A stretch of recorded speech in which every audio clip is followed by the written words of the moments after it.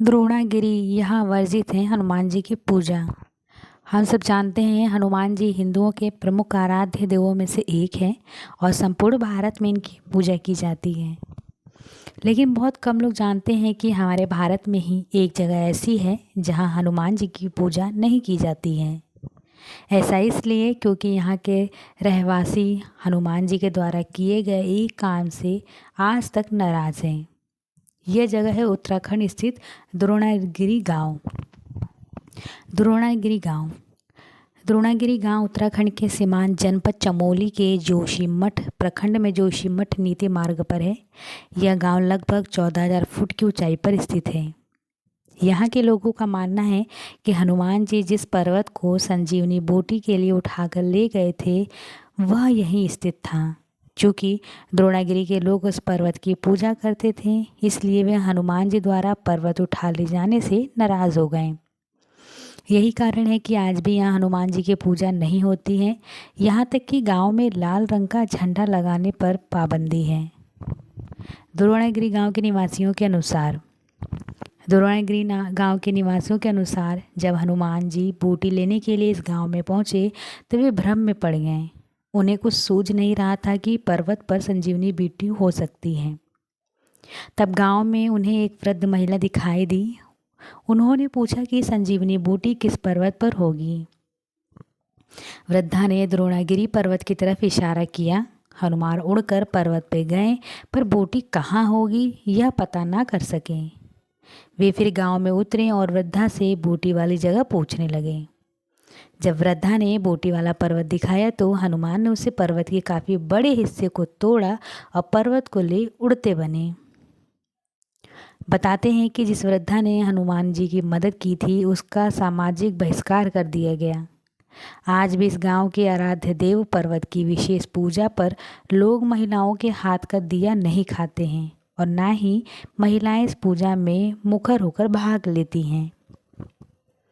इस घटना से जुड़ा प्रसंग। यूँ तो राम के जीवन पर अनेकों रामायण लिखी गई हैं, पर इनमें से दो प्रमुख, एक तो वाल्मीकि द्वारा रचित रामायण तो एक तुलसीदास द्वारा रचित रामचरितमानस। इनमें से जहाँ वाल्मीकि द्वारा रचित रामायण को सबसे प्रामाणिक ग्रंथ माना जाता है, वहीं तुलसीदास द्वारा रामचरितमानस सबसे अधिक पढ़ा जाता है।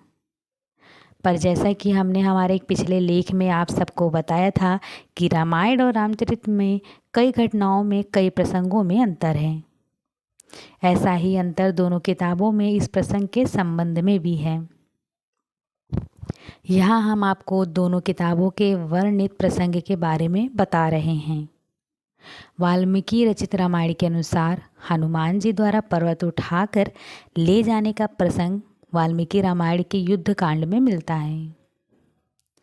वाल्मीकि रामायण के अनुसार रावण के पुत्र मेघनाद ने ब्रह्मास्त्र चलाकर श्री राम और लक्ष्मण सहित समूची वानर सेना को घायल कर दिया था। अत्यधिक घायल होने के कारण जब श्री राम और लक्ष्मण बेहोश हो गए तो मेघनाद प्रसन्न होकर वहां से चला गया। उस ब्रह्मास्त्र ने दिन के 4 भाग व्यतीत होते हैं 67 करोड़ वानरों को घायल कर दिया। हनुमान जी, विभीषण आदि कुछ अन्य वीर भी ब्रह्मास्त्र के प्रभाव से बच नहीं पाए थे। जब हनुमान जी घायल जाम्बवन के पास पहुंचे तो उन्होंने कहा, इस समय केवल तुम ही श्री राम, लक्ष्मण और वानर सेना की रक्षा कर सकते हो। तुम शीघ्र ही हिमालय पर्वत पे जाओ और वहां से औषधि लेकर आओ, जिससे कि श्री राम लक्ष्मण की वानर सेना पुनः स्वस्थ हो जाए। जाम्बवन ने हनुमान जी से कहा कि हिमालय पहुंचकर तुम्हें ऋषभ तथा कैलाश पर्वत दिखाई देंगे। उन दोनों के बीच में औषधियों का एक पर्वत है जो बहुत चमकीला है। वह तुम्हें 4 औषधियाँ दिखाई देंगी जिसमें सभी दिशाएं प्रक्षिप्त रहेंगी। उनके नाम हैं मृत संजीवनी, विशल्यकर्णी, सुवर्णकर्णी और संधानी हैं। हनुमान, तुम तुरंत उस औषधि को लेकर आओ जिससे कि श्री राम, लक्ष्मण व वानर सेना पुनः स्वस्थ हो जाएं। जाम्बवन की बात सुनकर हनुमान जी तुरंत आकाश मार्ग में औषधि लेने उड़ चले। कुछ ही समय में हनुमान जी हिमालय पर्वत पे जा पहुँचे और वहाँ पर इन्होंने हनुमान जी ने अनेक महान ऋषियों के आश्रम देखे। हिमालय पहुंचकर हनुमान जी ने कैलाश तथा ऋषभ पर्वत के दर्शन भी किए। इसके बाद उनकी दृष्टि उस पर्वत पे पड़ी जिस पर अनेक औषधियाँ चमक रही थीं। हनुमान जी उस पर्वत पे चढ़ गए और औषधियों की खोज करने लगे। उस पर्वत पे निवास करने वाली संपूर्ण महाऔषधियाँ यह जानकर कि कोई हमें लेने आया है, तत्काल अदृश्य हो गईं। यह देखकर हनुमान जी बहुत क्रोधित हुए और उन्होंने वह पूरा पर्वत ही उखाड़ लिया जिस पर औषधियाँ थीं। कुछ ही समय में हनुमान जी उस स्थान पर जा पहुँचे जहाँ श्री राम, लक्ष्मण व वानर सेना बेहोश थी। हनुमान जी को देखकर श्री राम की सेना में पुनः उत्साह का संचार हो गया। इसके बाद उन औषधियों की सुगंध से श्री राम, लक्ष्मण व घायल वानर सेना पुनः स्वस्थ हो गए।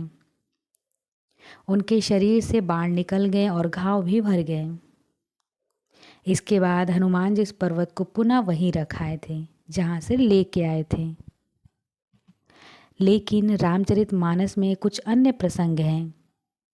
तुलसीदास द्वारा रचित मानस में अनुसार गोस्वामी तुलसीदास द्वारा रचित श्री रामचरितमानस के अनुसार रावण के पुत्र मेघनाद व लक्ष्मण के बीच जब भयंकर युद्ध हो रहा था, उस समय मेघनाद ने वीरघातनी शक्ति चलाकर लक्ष्मण को बेहोश कर दिया। हनुमान जी उसी अवस्था में लक्ष्मण को लेके श्री राम के पास आए। लक्ष्मण को इस अवस्था में देखकर श्री राम बहुत दुखी हुए। तब जाम्बवन ने हनुमान जी से कहा कि लंका से सुषेण वैद्य रहता है, तुम उसे यहाँ ले आओ। हनुमान जी ने ऐसा ही किया। सुषेण वैद्य ने हनुमान जी को उस पर्वत और औषधि का नाम बताया और हनुमान जी से लाने के लिए कहा, जिससे कि लक्ष्मण पुनः स्वस्थ हो जाएं। हनुमान जी तुरंत उस औषधि को लाने चल पड़े। जब रावण को यह बात पता चली तो उसने हनुमान जी को रोकने के लिए कालनेमी दैत्य को भेजा। कालनेमी दैत्य ने रूप बदलकर हनुमान जी को रोकने का प्रयास किया, लेकिन हनुमान जी उसे पहचान गए और उसका वध कर दिया। इसके बाद हनुमान जी तुरंत औषधि वाले पर्वत पे पहुंच गए, लेकिन औषधि पहचान ना पाने के कारण उन्होंने पूरा पर्वत उठा लिया और आकाश के मार्ग से उड़ चले। अयोध्या के ऊपर से गुजरते समय भरत के को लगा कि कोई राक्षस पहाड़ लेकर जा रहा है। यह सोचकर उन्होंने हनुमान जी पे बाण चला दिया। हनुमान जी श्री राम का नाम लेते हुए नीचे आ गिरे। हनुमान जी के मुख से पूरी बात जानकर भरत को बहुत दुख हुआ। इसके बाद हनुमान जी पुनः श्री राम के पास आने के लिए उड़ चले। कुछ ही देर में हनुमान श्री राम के पास आ गए। उन्हें देखते ही वानरों में हर्ष छा गया।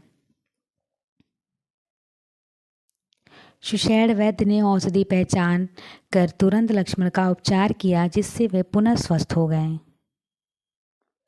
श्रीलंका में स्थित है संजीवनी बूटी वाला पहाड़, जहाँ वाल्मीकि रचित रामायण के अनुसार हनुमान जी पर्वत को पुनः यह स्थान रख आए थे। वहीं तुलसी द्वारा रचित मानस के अनुसार हनुमान जी पर्वत को वापस नहीं रख कर आए थे। उन्होंने उस पर्वत को वहीं लंका में ही छोड़ दिया था। श्रीलंका के सुंदर इलाकों में श्रीपद नाम का एक पहाड़ है। मान्यता है कि यह वही पर्वत है जिसे हनुमान जी संजीवनी बूटी के लिए उठाकर लंका ले गए थे। इस पर्वत को एंडसम पीक भी कहते हैं। यह पर्वत लगभग 2200 मीटर की ऊंचाई पर स्थित है। श्रीलंकाई लोग इसे रहुमाशाला कांडा कहते हैं। इस पहाड़ पे एक मंदिर भी बना है।